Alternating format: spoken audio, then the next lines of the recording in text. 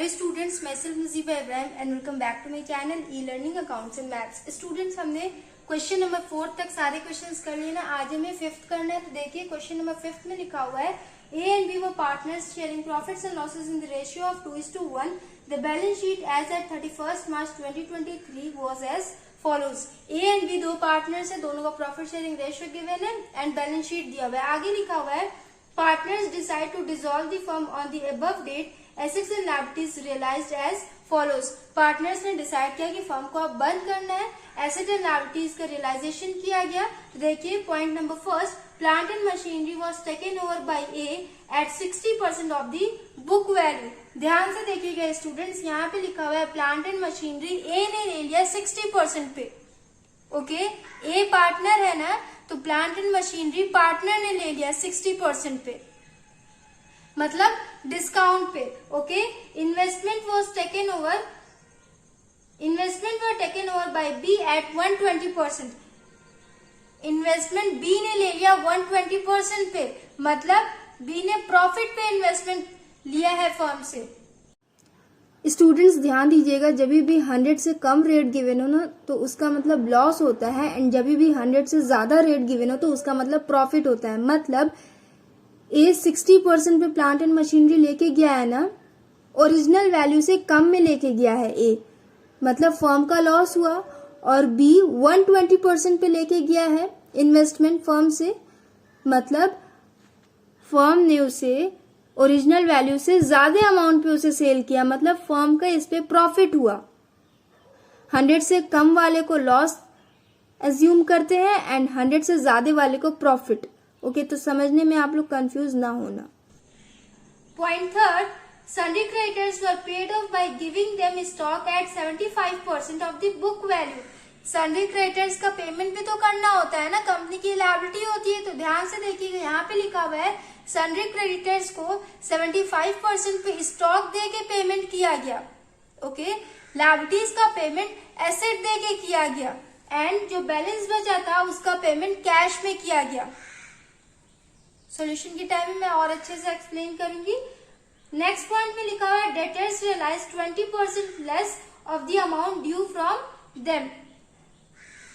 Debtors से amount receive करना था ना, तो 20% लेस अमाउंट रिसीव हुआ है, फुल अमाउंट रिसीव नहीं हो पाया।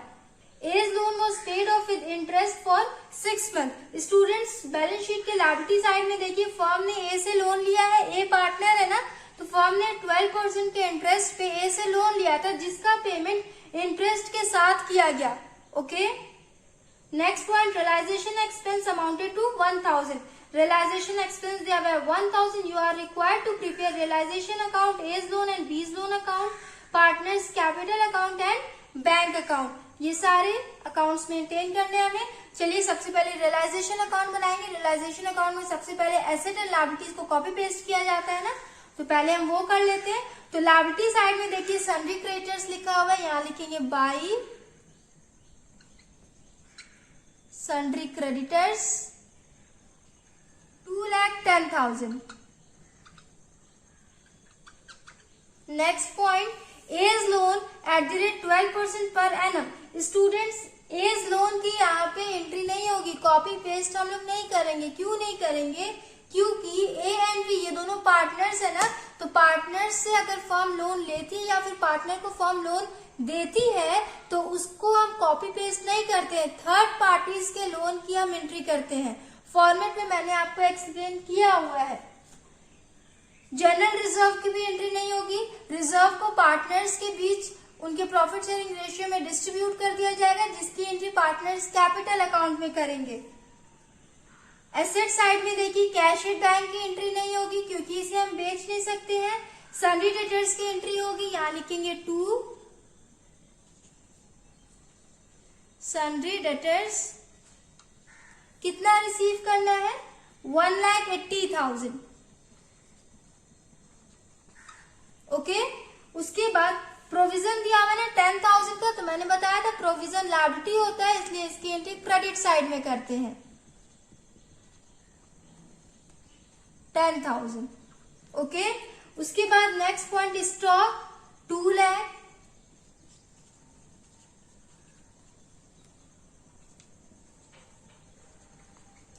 Next point, investment 1,50,000।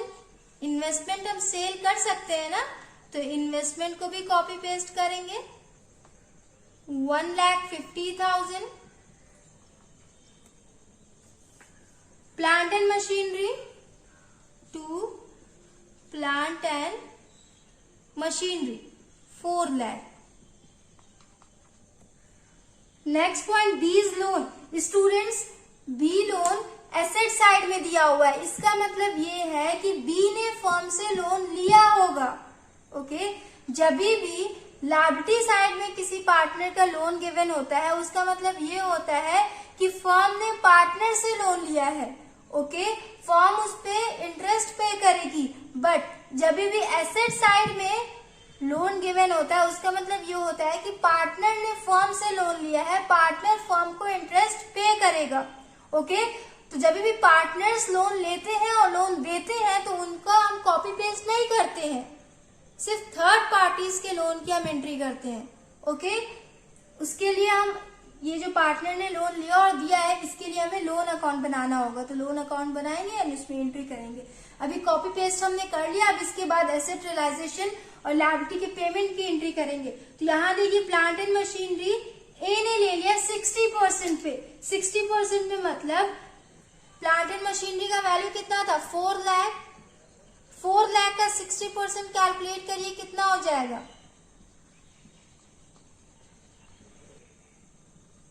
मतलब ए ने 4 लाख की मशीन को 2,40,000 में ले लिया, डिस्काउंट पे ए ने फर्म से ले लिया। ओके, तो जब भी कोई पार्टनर एसेट लेके जाते हैं, तो उनका हम नाम लिखते हैं, यहां लिखेंगे by A's capital account. Bank की जगह हम एज कैपिटल अकाउंट लिखेंगे। ओके, ब्रैकेट में लिख लेंगे प्लांट एंड मशीनरी। 2,40,000 में ए लेके गया। उसके बाद नेक्स्ट पॉइंट, इन्वेस्टमेंट बी लेके गया 120% पे। इन्वेस्टमेंट का वैल्यू कितना था, 1,50,000 का इन्वेस्टमेंट था, जिसे बी 120% पे ले गया। तो इसे कैलकुलेट करिए, ये हो जाएगा 1,80,000। मतलब 1,50,000 के इन्वेस्टमेंट को बी 1,80,000 में लेके गया, प्रॉफिट पे लेके गया। यहां लिखेंगे बाई बीज कैपिटल अकाउंट, ब्रैकेट में हो जाएगा इन्वेस्टमेंट 1,80,000। समझ में आया। उसके बाद नेक्स्ट पॉइंट देखिए, ध्यान से देखिएगा, सन्ड्री क्रेडिटर्स का पेमेंट स्टॉक दे के किया गया। 75% पे स्टॉक दिया गया। 2 लाख का स्टॉक है ना, तो 2 लाख का 75% कैलकुलेट करिए, कितना होगा।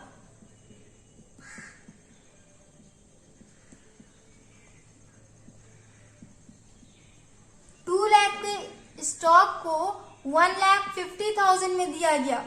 ओके, सन्ड्री क्रेडिटर्स को स्टॉक कंपनी ने सन्ड्री क्रेडिटर को दे दिया। तो जब भी किसी भी लायबिलिटी का पेमेंट एसेट से किया जाता है, तो उस लायबिलिटी की और उस एसेट की कोई भी एंट्री नहीं होती है।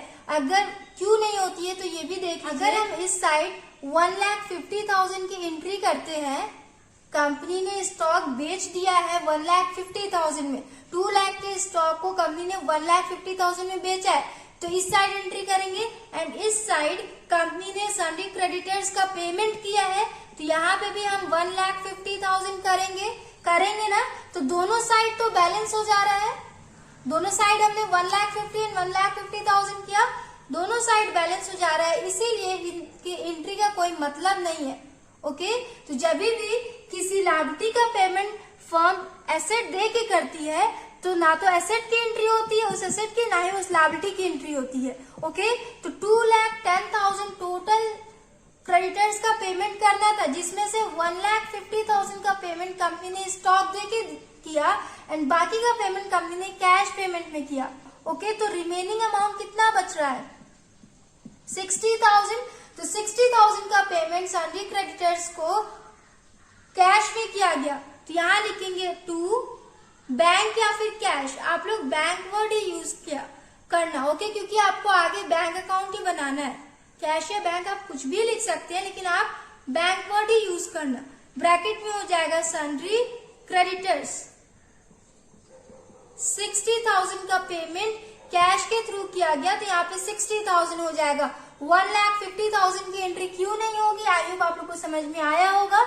इस साइड भी लिखेंगे और इस साइड भी लिखेंगे तो वो बैलेंस ऑलरेडी हो जाएगा, तो उसका कोई मतलब नहीं है उसकी एंट्री करने का। जिस भी लायबिलिटी का पेमेंट एसेट दे के होता है उसकी कोई भी एंट्री नहीं करते हैं, ओके। नेक्स्ट पॉइंट देखिए, debtors realise 20% less of the amount due from them.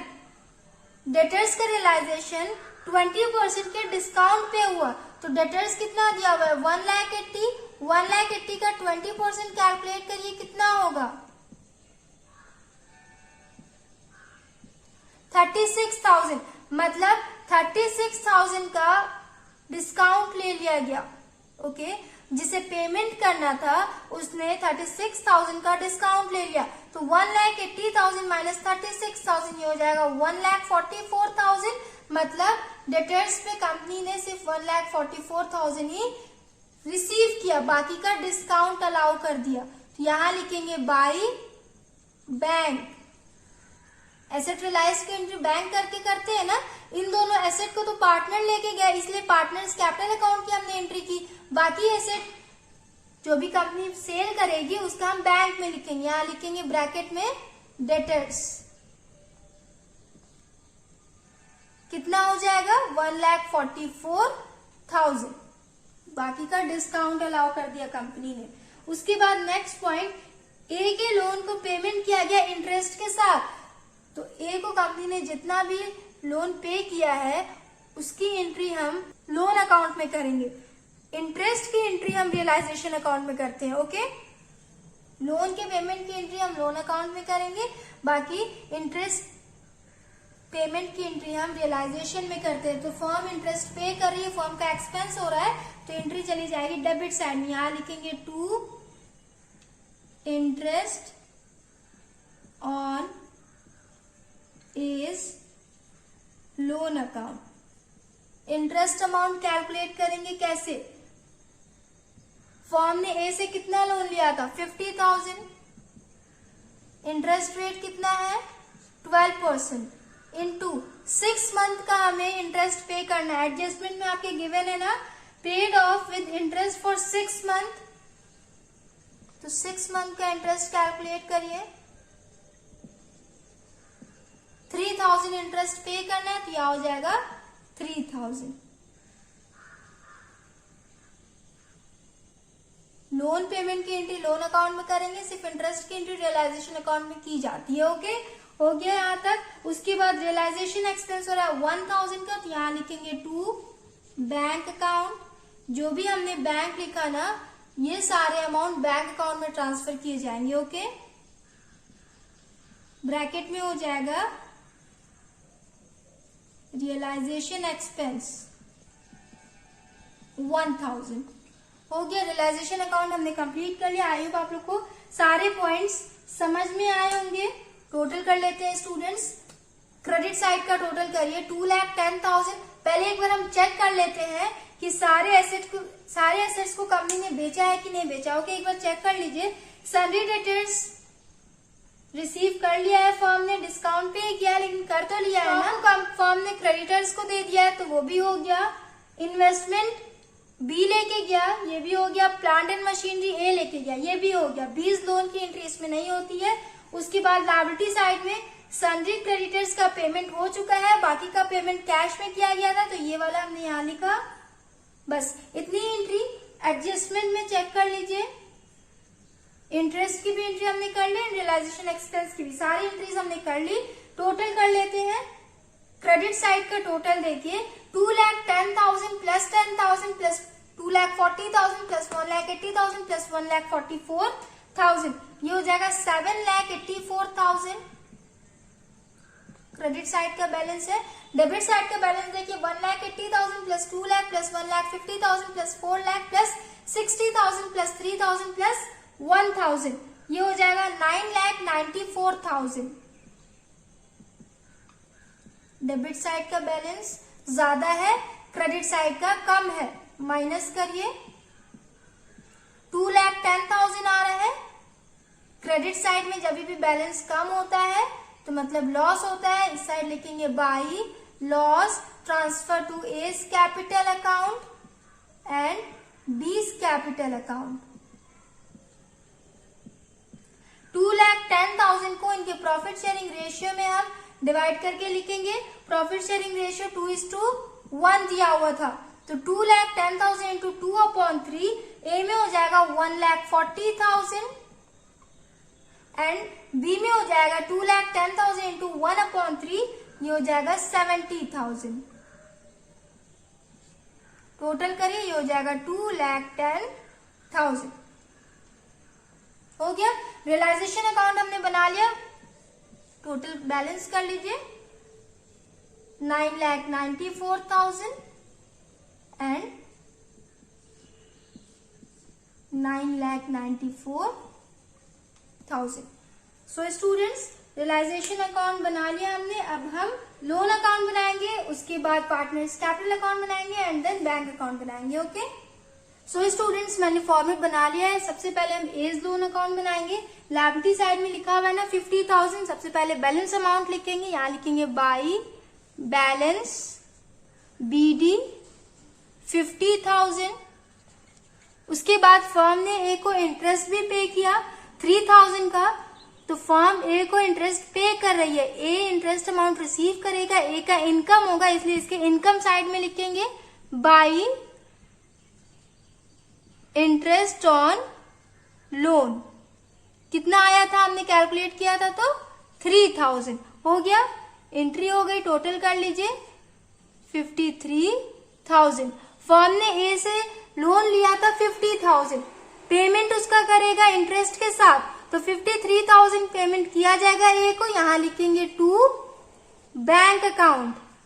Bank account में ट्रांसफर हो जाएगा ये अमाउंट, इसलिए यहाँ पे हम बैंक अकाउंट लिखेंगे। ओके। अकाउंट्स क्लोज हो रहे हैं ना, इसीलिए हम सारे अकाउंट्स के एंड में बैंक अकाउंट लिखते हैं। एज लोन अकाउंट समझ में आया। अब बीज लोन अकाउंट देखिए, तो बीज लोन अकाउंट काफी ध्यान से देखिएगा। बी लोन का बैलेंस किस साइड दिया हुआ है, एसेट साइड में 20,000। तो जब भी एसेट साइड में बैलेंस गिवन हो तो उसकी एंट्री हम डेबिट साइड में करते हैं, क्योंकि एसेट साइड जो भी बैलेंस गिवन होते हैं ना, वो डेबिट बैलेंस कहलाते हैं। यहां लिखेंगे बाई बैलेंस बीडी 20,000। बी ने कोई इंटरेस्ट पे नहीं किया, तो डायरेक्ट ऐसी इसकी एंट्री हो जाएगी। टोटल कर देंगे by bank account. Asset side में लोन अमाउंट दिया हुआ है, इसका मतलब ये है कि बी ने फर्म से लोन लिया है। ओके, बी ने फर्म से लोन लिया है, बी उसे वापस करेगा 20,000, बी उसके लोन का पेमेंट कर देगा। As loan account and B's loan account दोनों हमने बना लिया।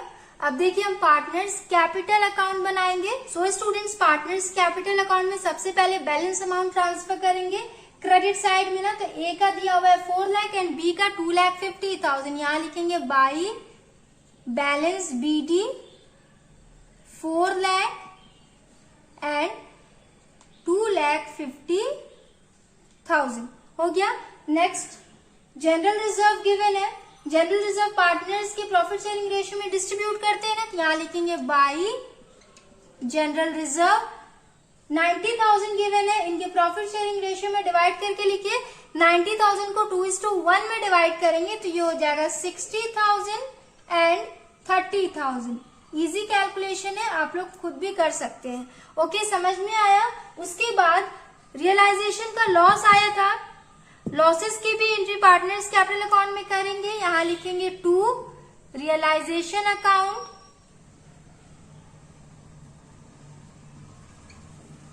ब्रैकेट में हो जाएगा लॉस। ए का शेयर ऑफ लॉस आया था 1,40,000 एंड बी का 70,000। उसके बाद ध्यान से देखिएगा स्टूडेंट्स, यहां पे रियलाइजेशन अकाउंट में देखिए ए प्लांट एंड मशीनरी लेके गया था ना, 2,40,000 का, तो रियलाइजेशन अकाउंट के क्रेडिट साइड में इसकी एंट्री की गई है, पार्टनर्स कैपिटल अकाउंट के डेबिट साइड में उसकी एंट्री हो जाएगी। ओके, क्यों होगी ये भी मैं आपको एक्सप्लेन करूंगी अभी। यहां लिखेंगे टू प्लांट एंड मशीनरी, नहीं प्लांट एंड मशीनरी नहीं लिखिएगा, आप रियलाइजेशन लिखिएगा और ब्रैकेट में प्लांट एंड मशीनरी लिखिएगा। ओके,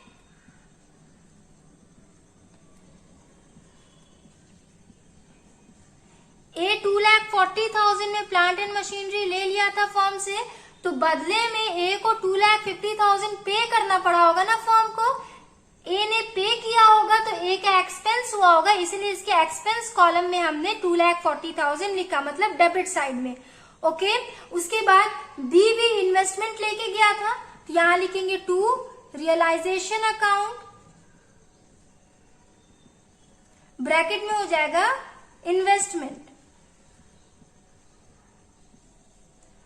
बी कितने का इन्वेस्टमेंट लेके गया था? 1,80,000 का, तो यहां लिखेंगे 1,80,000। बी ने 1,80,000 पे किया होगा, तो इसीलिए इसके एक्सपेंस कॉलम में, मतलब डेबिट साइड में हमने इसकी एंट्री कर दी। हो गया, पार्टनर्स कैपिटल अकाउंट में इतनी एंट्री होगी। अब हम टोटल कर लेंगे।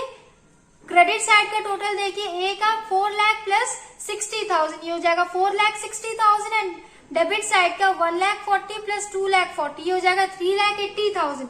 तो 4,60,000 माइनस 3,80,000 कितना हो जाएगा? ये 80,000 आएगा।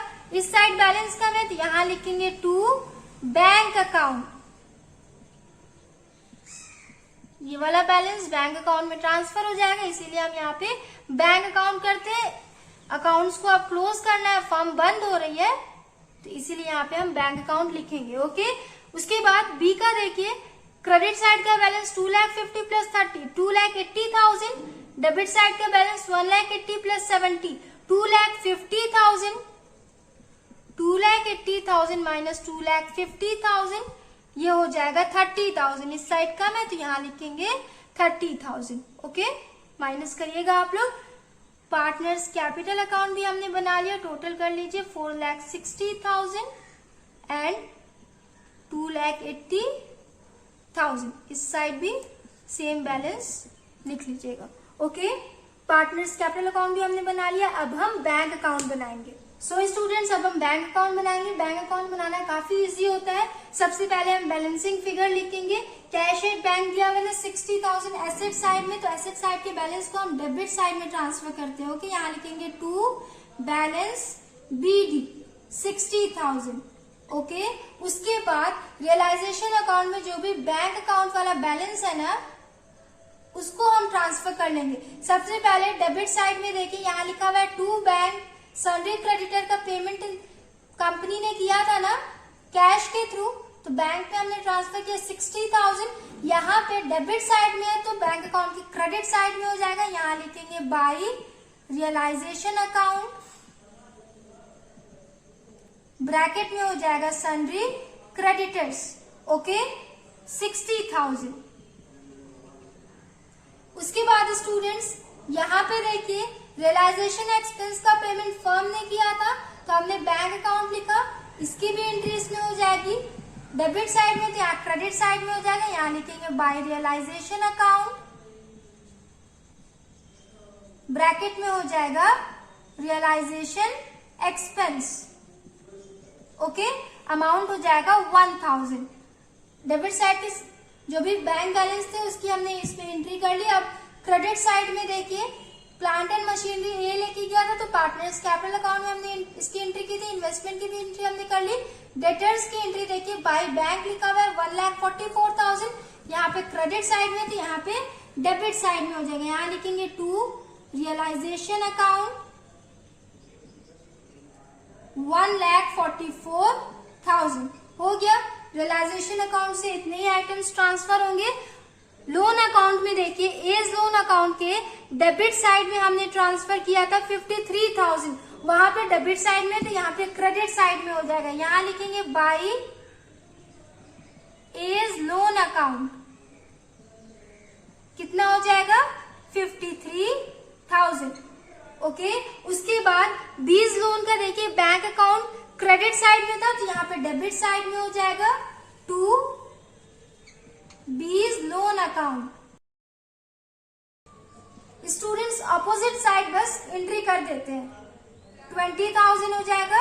उसके बाद पार्टनर्स कैपिटल अकाउंट के बैलेंस को देखिए, ए का आया था 80,000 एंड बी का 30,000, यहाँ पे डेबिट साइड में तो यहाँ पे क्रेडिट साइड में हो जाएगा। यहाँ लिखेंगे बाई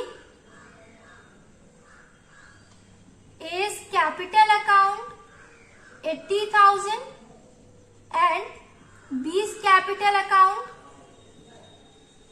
30,000। हो गया, बस इतनी एंट्री होगी, टोटल कर लीजिए।